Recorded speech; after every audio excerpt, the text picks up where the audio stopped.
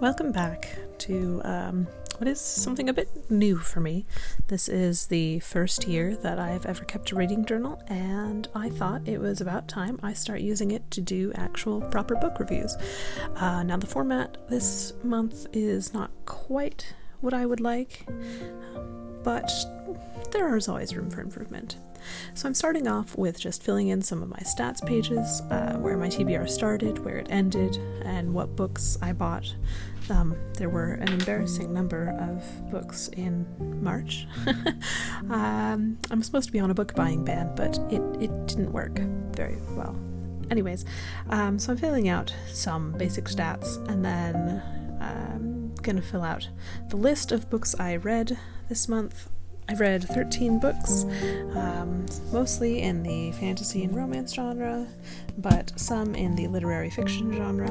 I read The Compendium of Lost Tales, Stranger in the Woods, Always You and Me, I'm Afraid You've Got Dragons, Lost and Found, Envoys of War, The Stranger in the Lifeboat, Story of My Life, The Spell Shop, Rain and Ruin, Swordheart, The Witch at the Edge of the Woods, and a reread of a childhood favorite of mine was Sea Story.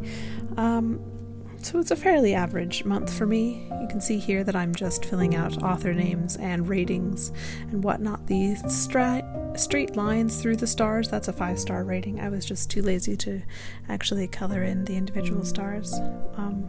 Whoops. Anyways, there were 2 5-star books for me, which would be Rain and Ruin by J.D. Evans and Swordheart by T. Kingfisher. And it's been the first 5-star books in probably a couple of months, so I was quite pleased with those. I think I'm just having a hard time vibing with books this year. Who knows?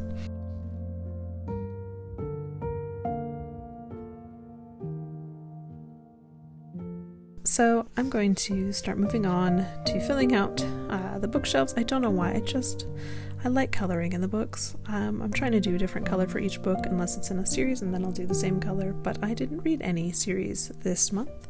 I started one, but didn't continue on. So, oh well, next month, perhaps.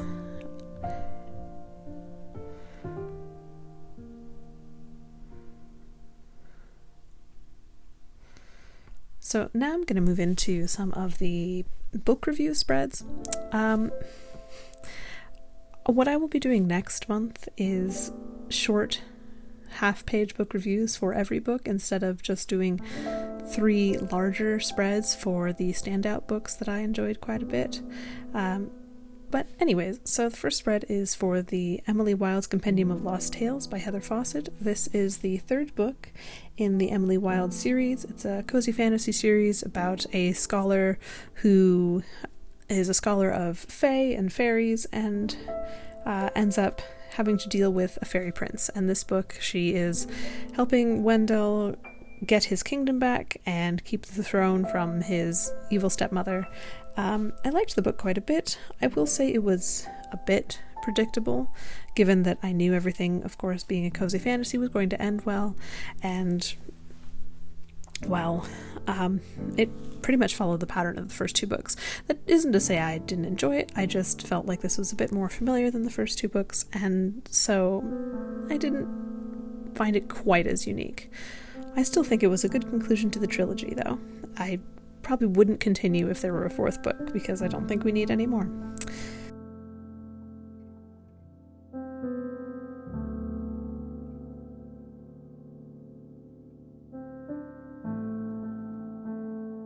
I think cozy fantasy is probably one of my favorite genres right now. Well, partly because the stakes are quite low. It's pretty much guaranteed to have happy ever after, and if someone dies, they're usually not very important. I think that there's just something delightful about a book that is designed to make you feel good and to give you the warm fuzzies. And so I am currently reading as much cozy fantasy as I can find, without breaking my budget, of course. And I'm also delving into writing some cozy fantasy, which is new for me. Usually I'm more on the epic or urban side of the fantasy genre, but cozy fantasy, I have discovered, is absolutely delightful to write, so I am extremely excited to continue with the first book in my Cozy Fantasy series and then write many, many more, I hope. As far as Emily Wilde's Lost Tales go, I did enjoy it quite a bit, but I would probably give it no more than 4 stars. A reread, but perhaps years down the road. The next book that I am doing a review spread for is Rain and Ruin, which is one of my 5-star reads. This is a romantasy by J.D. Evans, and oh my goodness, this has to be one of the best romantasy books that I have ever read. It is stunning. The language is absolutely gorgeous. The world building is so unique and so well thought out. And I love that the main character, Naomi, is kind of a badass, but without having to resort to swords and violence and the usual female main character snark and sass. She is intelligent and political, and she is absolutely rocking it at holding her kingdom together when everything is kind of falling apart. And then, of course, Macram, I always get his name mixed up. He comes into the picture from a different kingdom, and he is there to negotiate a treaty, only there's problems getting in the way, and it is just, I love these two together. I absolutely am thrilled with the twist of the power dynamic between the two. Just a beautiful book. I will absolutely be reading the rest of this series for the summer reading challenge in a couple of months. The next review spread is for a Kickstarter book that I picked up from Liz Dalton. This is The Witch at the Edge of the Woods. She did a Kickstarter campaign for a cozy fantasy novella, and I picked up the ebook version of it, and it is delightful. It follows Valina, who finds a cottage in the woods that's meant to belong to the witch, and she is staying there while she tries to get her life together after running away from the workhouse. But it turns out this cottage is magic, and, well, she might end up having to be the witch after all. So this is just a cute, fun little story. I enjoyed it quite a bit. It was a very quick read. The characters were fun, but perhaps not as three-dimensional as some other cozy fantasies that I have read. Still, I enjoyed it quite a lot, and I would absolutely continue on in this series if there are ever more little novellas like this. It's a great snippet, a great way to spend an afternoon with a cup of tea. And honestly, the character art that you see in the upper left-hand corner, it's just stunning. I tried to find a book cover, but I couldn't find the Kickstarter edition cover. I know I've got it somewhere. Oh well. Anyways, I gave this a 3.5 stars, and I would definitely recommend it if you are interested in this sort of thing.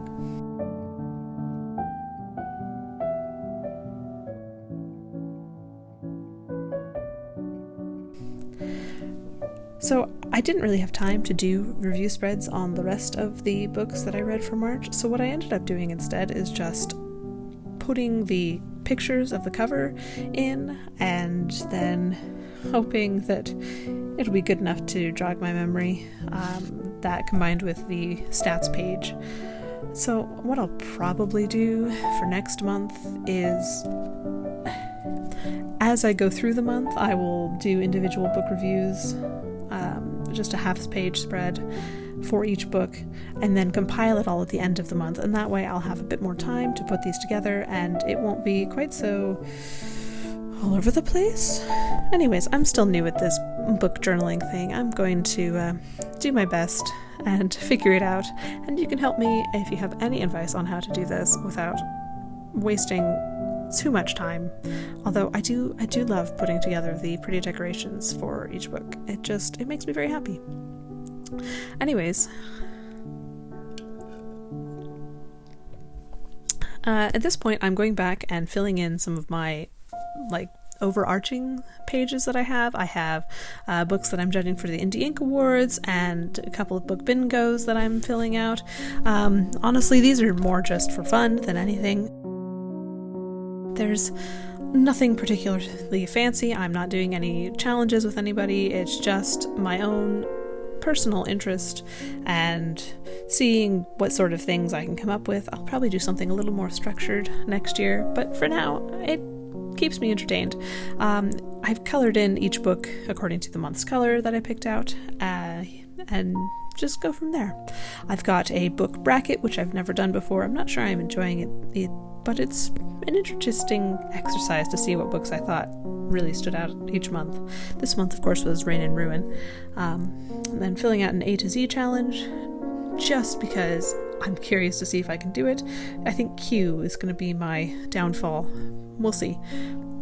And then filling in my 200 books challenge. We'll see if I can actually get to 200 books this year.